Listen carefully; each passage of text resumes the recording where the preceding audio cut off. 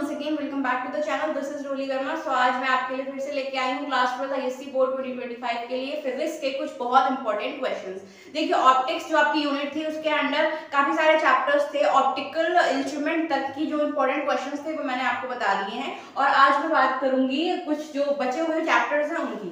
ठीक है, पहला चैप्टर इसमें है आपका वेव नेचर ऑफ लाइट यानी ऑप्टिकल इंस्ट्रूमेंट के बाद आपका ये चैप्टर है हाइजेंस प्रिंसिपल. इसके कुछ बहुत इंपॉर्टेंट क्वेश्चंस हैं जो आपको बिल्कुल मिस नहीं करने हैं. भाई देखते हैं, पहला है postulates of Huygens wave theory. भाई हाइजेंस वेव थ्योरी हम पढ़ रहे हैं तो पोस्टुलेट्स तो हमें जरूर पढ़ने हैं ना, बहुत अच्छे से, बहुत इंपॉर्टेंट है. एग्जाम में डायरेक्टली पूछा गया है कि state the postulate of Huygens wave theory. Okay, so आपको जितने भी पोस्टुलेट्स हैं, ठीक है, जितने भी पॉइंट्स हैं, 2-3 सब अच्छे से पढ़ने हैं. The next is spherical wave front क्या होता है, प्लेन वेव फ्रंट क्या होता है, सिलेंड्रिकल वेव फ्रंट क्या होता है एंड इनका सोर्स क्या है. ठीक है, बहुत बहुत इंपॉर्टेंट है, 1 मार्क में इसका क्वेश्चन आता है. ठीक है, सिलेंड्रिकल वेव फ्रंट का सोर्स क्या है. ओके, इस तरीके से क्वेश्चन पूछा जाता है तो इन तीनों की डेफिनेशन अच्छे से पढ़िएगा और अच्छे से इसको समझ के पढ़िएगा. The next is derive the law of reflection using Huygens wave theory. ठीक है, आपने देखा होगा लॉ ऑफ रिफ्लेक्शन, जिसे सेकंड लॉ ऑफ रिफ्लेक्शन बोलते हैं. क्या था, angle of incidence is equal to the angle of reflection. ठीक है, आपको इसको डिराइव करना है with the help of Huygens wave theory. बहुत इंपॉर्टेंट है, बहुत बहुत ज्यादा. ठीक है, एग्जाम में कई बार पूछा गया है, डबल स्टार लगाइए. ठीक है, बहुत इंपॉर्टेंट है. नेक्स्ट है derive Snell's law, one of the most important question. देखिए इस चैप्टर की बात करूं न्यूमेरिकल्स की, तो न्यूमेरिकल्स इस चैप्टर से नहीं आते हैं, न्यूमेरिकल इस चैप्टर से नहीं आते हैं. तो आपको पढ़ना क्या है भाई, लॉ ऑफ रिफ्लेक्शन पढ़ना है. ठीक है, स्नेल्स लॉ पढ़ना है जो कि बहुत इंपॉर्टेंट है और स्नेल्स लॉ ना बहुत आसान है, आपको सिर्फ और सिर्फ डायग्राम समझना है. जैसे मैथ्स में हम लोगों ने ज्योमेट्री पढ़ी थी, उसमें ट्रायंगल्स वगैरह के बारे में पढ़ा था, उसी तरीके से है स्नेल्स लॉ. बहुत आसान है, एक बार डायग्राम समझ जाएंगे तो डेरिवेशन अच्छे से हो जाएगा, कोई दिक्कत नहीं होगी. ठीक है, अगला है value of velocity of light in vacuum. और देखिए इस चैप्टर के जो भी बचे हुए क्वेश्चन थे वो आप जब पीवाईक्यू अपना सॉल्व कर रहे होंगे तो उसमें मिल गए होंगे. ठीक है, तो जो बहुत इंपॉर्टेंट क्वेश्चन है वो ये 5 ही आते हैं बेसिकली इस चैप्टर से. बहुत बहुत इंपॉर्टेंट. वेव फ्रंट तो आपको तीनों बहुत अच्छे से पढ़नी है. ठीक है, ये वाला डेरिवेशन आपको अच्छे से आना चाहिए. 4 एंगल डेरिवेशन है, बहुत आसान है. इसमें लॉ का डायग्राम समझ लीजिए, डेरिवेशन अपने आप हो जाएगा, कोई दिक्कत नहीं होगी. ठीक है, अब देखते हैं अगले चैप्टर के क्वेश्चंस. तो नेक्स्ट चैप्टर है इंटरफेरेंस ऑफ लाइट. ठीक है, सबसे पहले मैंने कुछ छोटे छोटे टर्म्स लिखे हैं, छोटी छोटी डेफिनेशन है वो आपको पढ़नी है. प्रिंसिपल ऑफ सुपरपोजिशन क्या होता है, फ्रिंज विड्थ क्या होती है, इसकी डेफिनेशन, इसका फॉर्मूला. फ्रिंज विड्थ से रिलेटेड एक न्यूमेरिकल आता है. ठीक है, हो सकता है. ठीक है, इस चैप्टर से न्यूमेरिकल्स आते हैं. कोहेरेंट सोर्सेस क्या होते हैं, इनकोहेरेंट सोर्सेस क्या होते हैं, position of bright and dark fringes, इनका फॉर्मूला. ठीक है, अच्छे से. फ्रिंज विड्थ जिसे हम फ्रिंज सेपरेशन भी बोलते हैं. ठीक है, तो कभी कभार एग्जाम में एक या 2 नंबर में क्वेश्चन आ जाता है कि find out the fringe width. ठीक है, तो इसका फॉर्मूला, इसकी डेफिनेशन, छोटा सा डेरिवेशन, 2 लाइन का है, कुछ भी नहीं है. ठीक है, उसको देख लीजिएगा. नेक्स्ट है कंस्ट्रक्टिव एंड डिस्ट्रक्टिव इंटरफेरेंस क्या होता है. ठीक है, इसका फॉर्मूला बहुत अच्छे से पढ़ना है. ठीक है, बहुत बहुत अच्छे से. नेक्स्ट है in Young's double slit experiment. Young's double slit आ गया. देखिए इस पूरे जो चैप्टर है इंटरफेरेंस ऑफ लाइट, इसमें आपका जो मेन फोकस है वो यंग्स डबल स्लिट पे होना चाहिए, क्योंकि हर साल यंग्स डबल स्लिट से रिलेटेड क्वेश्चन जरूर आता है 3 से 4 नंबर में. इस साल भी आएगा, इसलिए अपना ये कॉन्सेप्ट क्लियर रखिए. अगर ये आपका कॉन्सेप्ट क्लियर रहेगा तो आपके 3-4 नंबर कहीं नहीं जाएंगे इस चैप्टर से. ठीक है, तो show that beta is equal to lambda T upon D. बहुत छोटा सा डेरिवेशन है, बहुत आसान है. मैंने क्या कहा, ऑप्टिक्स के अंदर जितने भी डेरिवेशंस आते हैं अगर आप सबका डायग्राम अच्छे से समझ लेंगे ना तो डेरिवेशन आपके लिए बहुत आसान हो जाएगा. इसका भी डायग्राम समझ लीजिए, अच्छे से डेरिवेशन हो जाएगा, बहुत छोटा सा है. Show that angular fringe width, इसका भी डेरिवेशन 2-3 लाइन का है, बहुत आसान है. एग्जाम में आया है, रिपीटेड रहते हैं ये कुछ क्वेश्चन है जो बहुत इंपॉर्टेंट है. यंग्स डबल स्लिट एक्सपेरिमेंट का डायग्राम आपको प्रिपेयर करना है. ठीक है, नेक्स्ट है in Young's double slit experiment show graphically how intensity of light varies with distance. भाई बहुत आसान क्वेश्चंस आते हैं जो कि रिपीटेड रहते हैं. ठीक है, ये प्रैक्टिस करना है आपको. नेक्स्ट क्वेश्चन है आपका state 2 ways of increasing the fringe width without changing the source of light.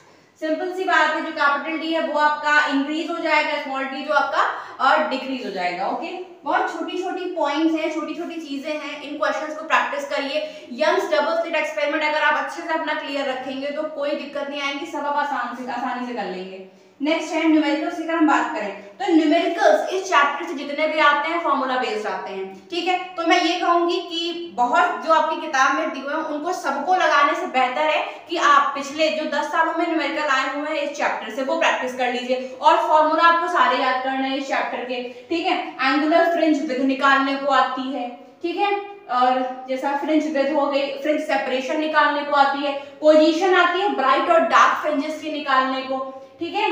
और क्वेश्चन क्या आता है, distance between two slits, distance between two slits के बीच जो डिस्टेंस है वो क्या होगी, ठीक है, ये निकालने को क्वेश्चन आता है न्यूमेरिकल से, ठीक है। सब फॉर्मूला बेस्ड आते हैं, बस आपको सबके फॉर्मूले याद करने हैं, जो जो बताया वो पढ़ना है, ओके। और न्यूमेरिकल आप प्रीवियस ईयर क्वेश्चंस प्रैक्टिस कर लीजिए, बहुत आसान है, कोई भी दिक्कत नहीं है। डेरिवेशन बहुत आसान है, यंग्स डबल स्लिट एक्सपेरिमेंट अच्छे से पढ़िएगा, क्वेश्चन जरूर मिलता है, ओके। आपका अगला चैप्टर है डिफ्रैक्शन ऑफ लाइट, ठीक है। सबसे पहला क्वेश्चन जो कि बहुत बहुत बहुत बहुत बहुत ज्यादा ही इंपॉर्टेंट है वो है एक डायग्राम, एक सिंपल सा ग्राफ, ठीक है। Draw label graph showing the variation in intensity of light with distance in a single slit Fraunhofer diffraction experiment. इस चैप्टर में एक ही ग्राफ है जो पहाड़ जैसा है, बहुत आसान है, एक बार देख लीजिएगा बस, और रिपीटेड रहा ये क्वेश्चन, इसलिए इसको पढ़ के जाइएगा अच्छे से, इसके डायग्राम को समझ के जाइएगा। Difference between interference and diffraction of light, also similarities. Diffraction and interference of light के बीच में कुछ डिफरेंसेस पढ़ लीजिएगा, कुछ सिमिलैरिटी क्या है उसके बीच में, ठीक है वो।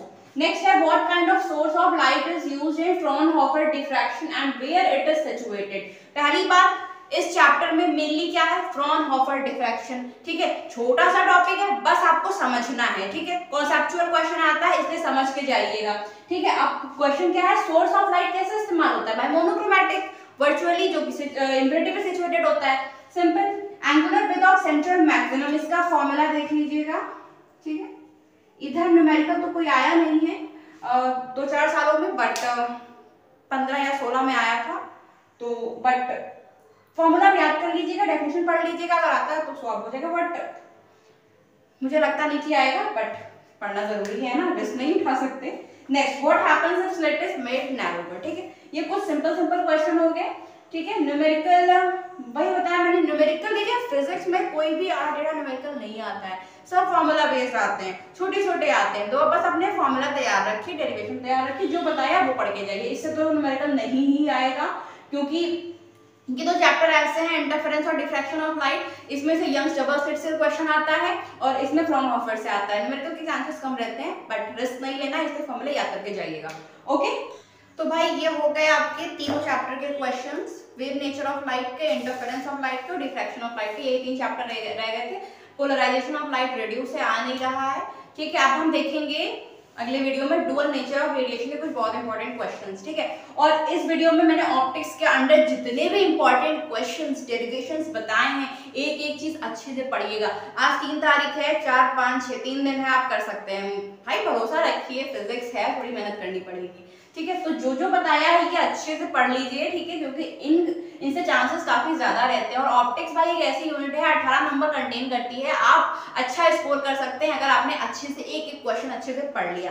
डेरिवेशंस बहुत आसान है ऑप्टिक्स के, बिल्कुल भी कठिन नहीं है, एक बार डायग्राम समझिए, कॉन्सेप्ट को समझिए, ठीक है, तो डेरिवेशंस बहुत आसानी से हो जाएंगे, चाहे हम रिफ्रैक्शन की बात करें, चाहे रिफ्लेक्शन की बात करें, चाहे हम स्नेल्स लॉ या कोई भी डेरिवेशन ऐसा हो, ठीक है। सब आसान है, कोई बहुत टफ नहीं है। ऑप्टिक्स तो वैसे भी इसको अच्छे से प्रिपेयर करिए, जो भी इंपॉर्टेंट क्वेश्चंस हैं वो अपलोड करती रहूंगी, तब तक के लिए वीडियो को लाइक करें, चैनल को सब्सक्राइब करें and don't forget to hit the bell icon, जिससे आपको मेरे हर वीडियो का नोटिफिकेशन सबसे पहले मिलेगा, okay. And thank you so much for watching.